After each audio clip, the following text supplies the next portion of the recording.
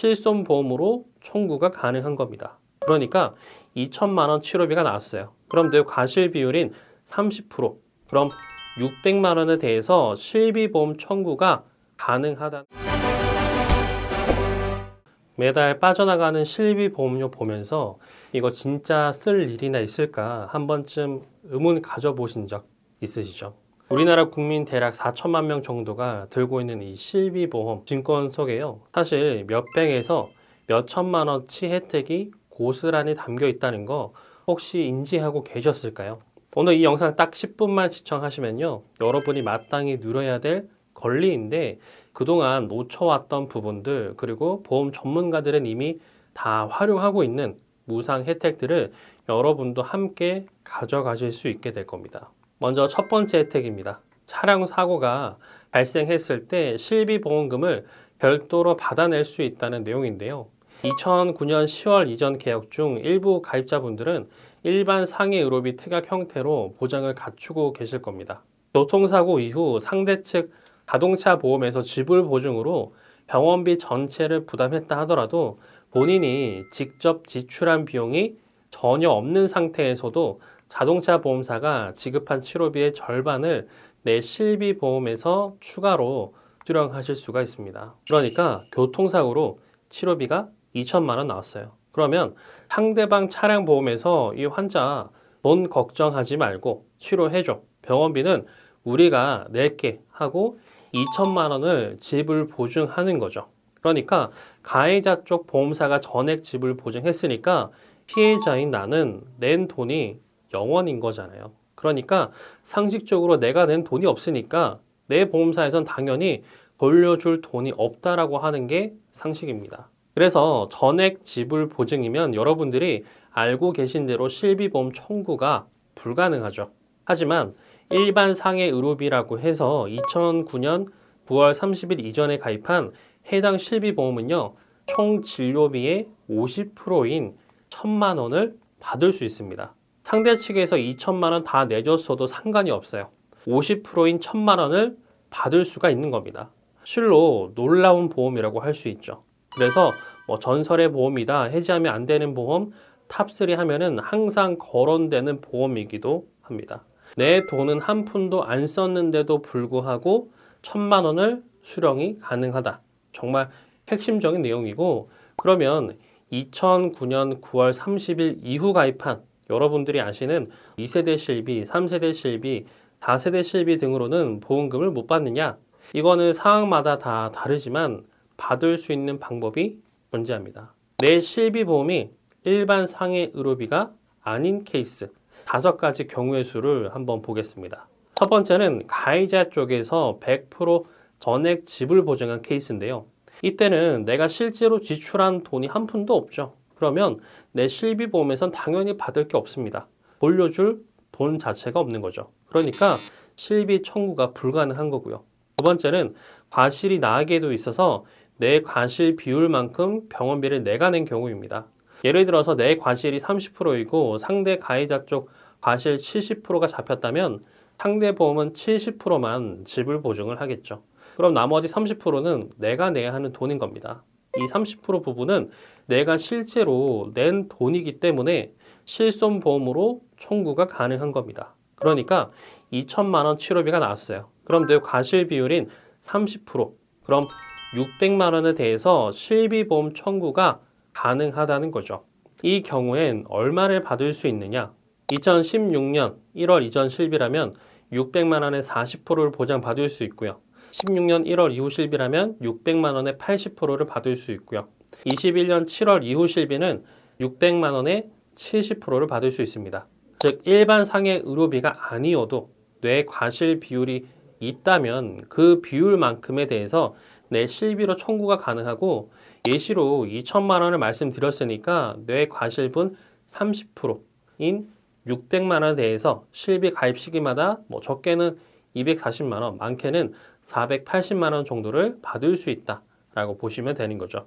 그리고 세 번째 경우는 가해자 보험이 인정하지 않은 비급여 항목을 내가 낸 경우입니다. 이 경우는 지불 보증이 됐다고 해서 모든 치료비가 다 커버되는 게 아니죠. 가해자 측 보험사가 이건 사고랑 관련 없는 치료야 라고 판단을 하면은 피해자가 직접 내야 하죠. 그러니까 이건 실비 청구가 가능한 겁니다. 또 네 번째 경우는 상급 병실인 1인실, 2인실을 사용해서 병실 차액을 낸 경우인데 가해자 측 보험은요, 일반적으로 일반 병실 기준으로 지불 보증을 합니다. 그러니 내가 1인실에 입원을 했다면 일반 병실 초과분은 내가 부담하는 거죠. 이 차액은 내가 실제로 낸 돈이니까 내 실비보험으로 청구를 할 수 있겠죠. 다섯 번째 경우는 치료가 다 끝나고 나서 나중에 후유증이 생겨서 치료를 받는 경우입니다. 지불 보증 기간이 끝난 이후에도 후유증 증상으로 병원을 다니는 경우가 있을 건데요. 이때 가해자 측 보험사에서 추가 지불 보증을 거절하면 내가 직접 내야 하니까 이 금액은 실비 청구가 가능하겠습니다. 그러니 퇴원 시 병원비 영수증 발급하시고 상대 측 보험사에서 지급 결의서 발급하시고 꼭 과실 부분에 대한 걸 명시해달라고 하시면 됩니다. 그리고 두 가지 서류로 내 실비보험 회사에 청구를 하면 되겠죠. 혹시라도 3년 이내 교통사고가 나셨다면 이 내용을 잊지 마시고 꼭 체크하시고요. 내 주변에도 교통사고 난 사람이 있어서 도움을 주고 싶다 하시면은 이 내용을 꼭 공유해 주시길 바랍니다. 그 외에 일하시다가 산재사고로 병원비가 1,000만 원을 발생했고 산재에서 80%만 인정을 해서 800만 원만 줬다면 나머지 20%는 근로자 과실로 잡힌 거죠. 그러면 20%인 200만 원에 대해선 내 실비보험으로 청구가 가능하겠습니다. 보장 비율은 앞에서 말씀드린 차량 사고와 동일하다 보시면 되고요. 그러니까 3년 이내 산재 사고로 인정받으셨던 분들은 이것도 한번 체크해 보셔야겠죠. 다음 실비보험 속 진짜 알짜 혜택 두 번째 말씀드리겠습니다. 혹시 여러분들은 수백 페이지에 달하는 약관을 정독해 보신 적이 있으실까요? 실비보험 계약자분들 가운데 이 조항을 직접 읽어보신 분들은 아마도 손에 꼽을 정도라 생각합니다. 제가 신입 설계사 분들한테 이 내용을 교육하거나 알려드리면 대다수가 처음 안다고 하시지 기존에 이 내용을 파악하고 있었다 하시는 분들은 아직까지 한 명도 못 봤고요. 뭐냐면 매년 계약일로부터 1년 단위로 이 기간 동안 치료비를 연간 200만 원 초과해서 사용한다면 그 초과 금액은 5천만 원 한도 내에서 보상한다는 건데요. 이거를 이해하기 쉽게 표로 보여드리겠습니다. 치료비가 5천만 원 나왔을 때 2009년 10월부터 2017년 3월까지 2세대 실비에 가입하신 분이라면 자기 부담금이 10% 적용돼서 500만 원을 스스로 감당하셔야 되죠. 그리고 2017년 4월부터 2021년 6월까지 가입한 3세대 가입자는 20%인 1,000만 원을 본인이 감당하셔야 됩니다. 그리고 2021년 7월 이후 가입한 4세대 실비면은 급여는 20%인 1,000만 원, 비급여면 30%인 1,500만 원을 자기가 직접 부담을 해야 하죠. 이게 기본적으로 여러분들이 알고 계시는 상식이고 병원비 자체도 부담인데 자기 부담금까지 이 정도면 정말 막막하겠죠. 그렇지만 실비보험에 약관에 연간 자기 부담금 200만 원 상한 조항이 있다고 말씀드렸죠. 그러니까 실질적으로 여러분 지갑에서 빠져나가는 최대치는 200만 원이 최대인 겁니다. 다시 말해서 5천만 원치의 치료를 받으셔도 200만 원만 부담하시고 실비로 환급되는 금액이 4,800만 원이 되는 구조인 거죠. 그래서 큰 질환에 걸리면 어떡하냐 하는 두려움에서 한결 자유로워지실 수 있는 겁니다. 위기 상황을 한 방에 반전시킬 수 있는 그야말로 비밀 무기나 다름없는 제도인 거죠. 실비보험 보유자분들은 진료비가 수천만 원대로 나오더라도 지나치게 불안해할 필요가 없는 겁니다. 이런 안전망이 갖춰져 있으니까 제가 늘 말씀드리듯이 가장 먼저 준비해야 할 필수 보장이고 국민보험이자 제2의 건강보험이라 강조드리는 이유가 바로 여기에 있던 겁니다. 이 포인트를 반드시 기억해 주시고요. 1세대 실비는 어차피 100% 보장하니까 연간 자기 부담금 한도 200만 원이 의미가 없겠죠.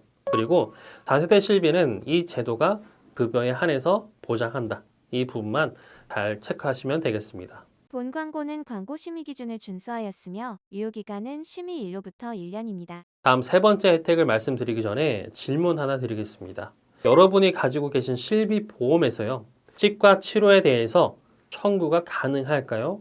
불가능할까요? 보기 1번 가능하다. 2번 불가능하다. 자, 정답은 1번 가능하다입니다. 진료비 영수증 받아보시면요.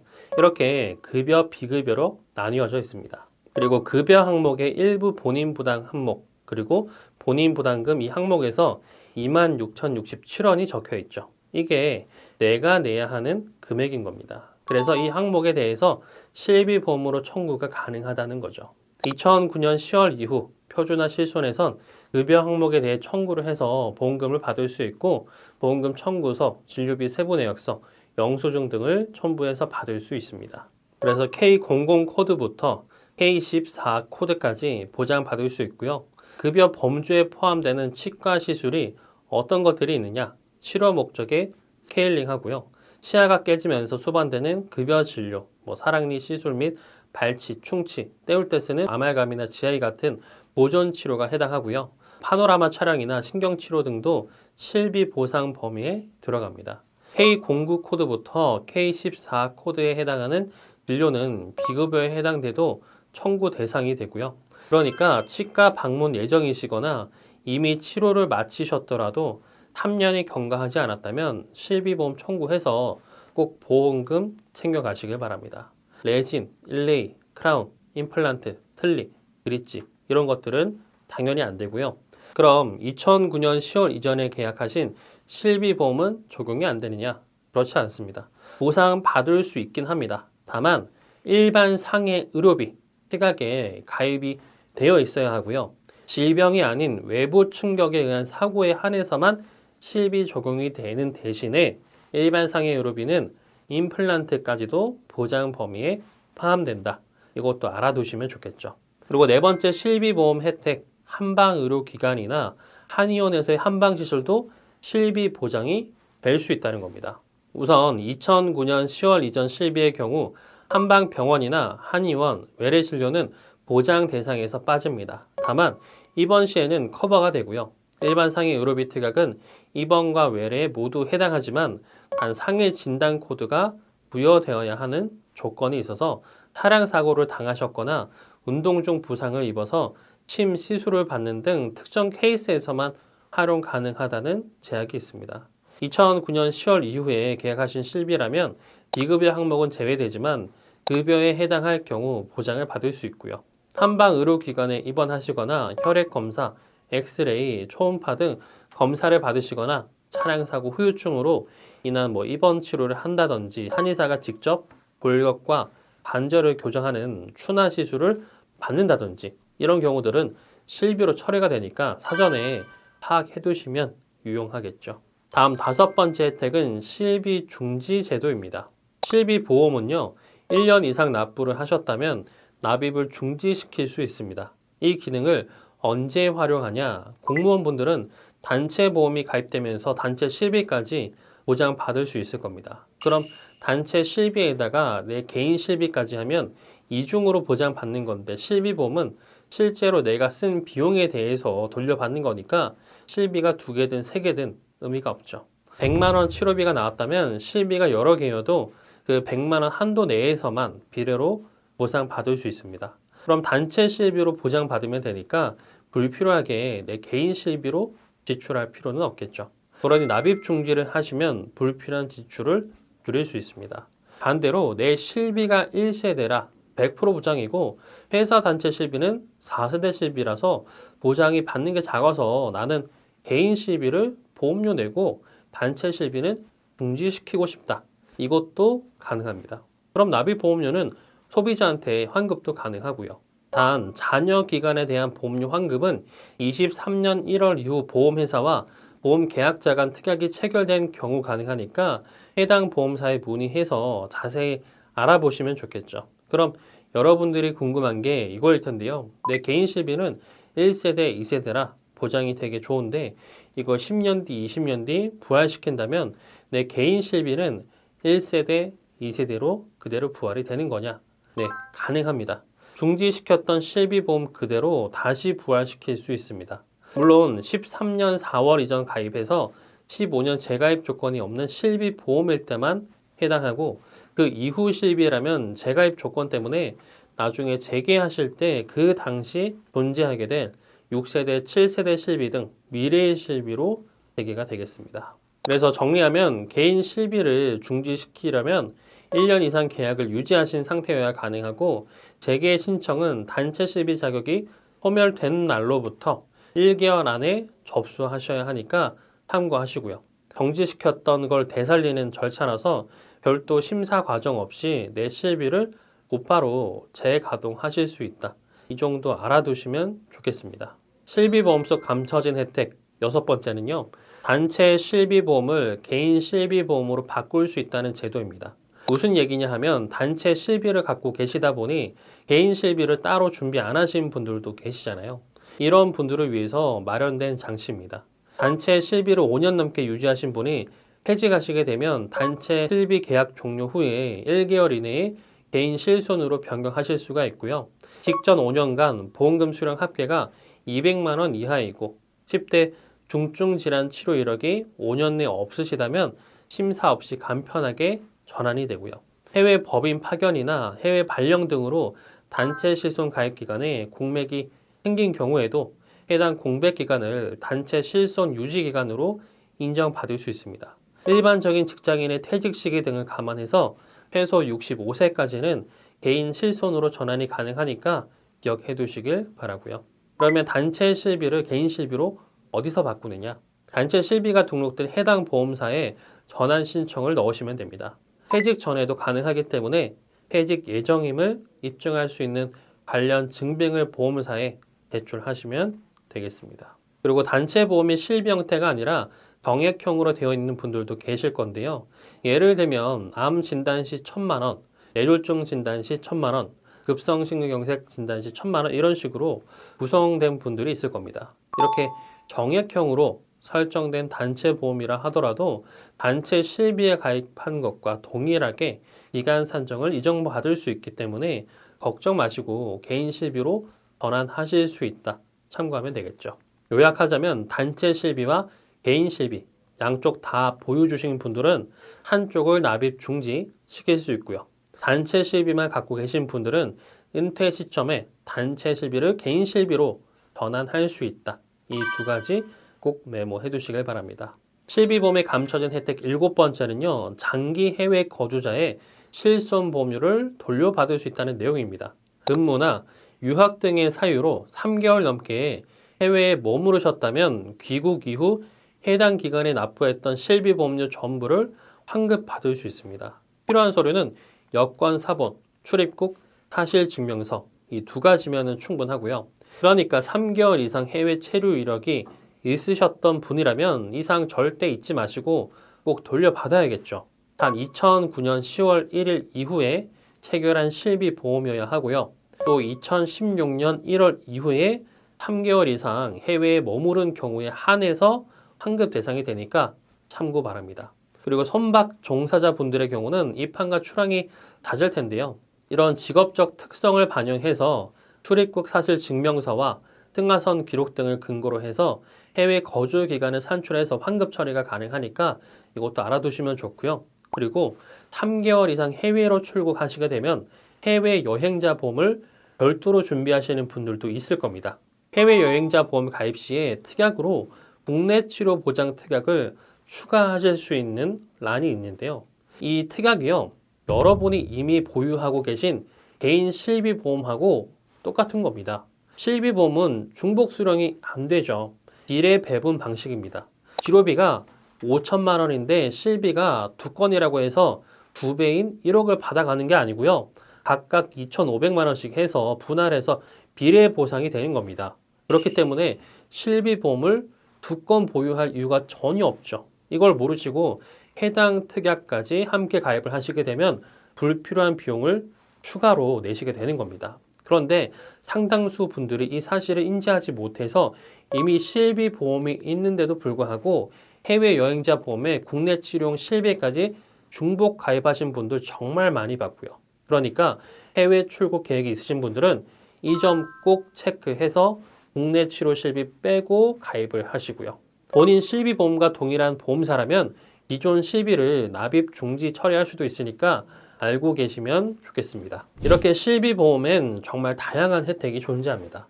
혹시 본인이 아직 수령하지 못한 혜택이 있는지 혹시나 있는지 한번 점검해 보시고 꼼꼼하게 확인해 보셨으면 좋겠고요. 이 내용들을 오늘 처음 접하셨다거나 몰랐던 내용이 있다 하시면은 주위 분들에게도 널리 공유해 주시면 좋겠습니다. 이해가 안 되시는 부분들은 다시 처음부터 돌려보시는 걸 권장드리고요. 저희 보험 조각가에서는 여러분이 최적의 판단을 내릴 수 있게 30여 곳이 넘는 생명보험사, 손해보험사의 상품을 비교 설계하고 약관을 분석해서 도움드리고 있고요. 현재 보유 중이신 보험에 대한 조언이나 컨설팅, 그리고 전반적인 관리가 필요하다고 느끼신 분들은 댓글창에 상담 신청 링크 걸어놨으니까 편하실 때 언제든지 문의 주시길 바랍니다. 오늘 내용 도움되셨다면 구독, 좋아요, 알림 설정 부탁드리고요. 다음에도 유익한 정보로 찾아뵙겠습니다. 감사합니다. 본 광고는 광고 심의 기준을 준수하였으며 유효기간은 심의 일로부터 1년입니다.